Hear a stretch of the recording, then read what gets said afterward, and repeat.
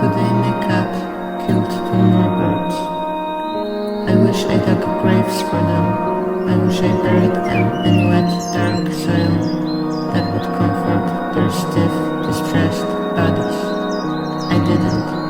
I wrapped them in plastic as tightly and neatly as I could, and I threw them in a bin. It felt perhaps even darker and sadder than the death itself. I'm sorry. I wish it had happened a different time. I wish I wasn't so afraid. I wish I dug a grave with a silver spoon. I don't own a shovel. 2 weeks ago, I tattooed wings on my back, perhaps to feel safer, as if I can always fly away, a guardian angel.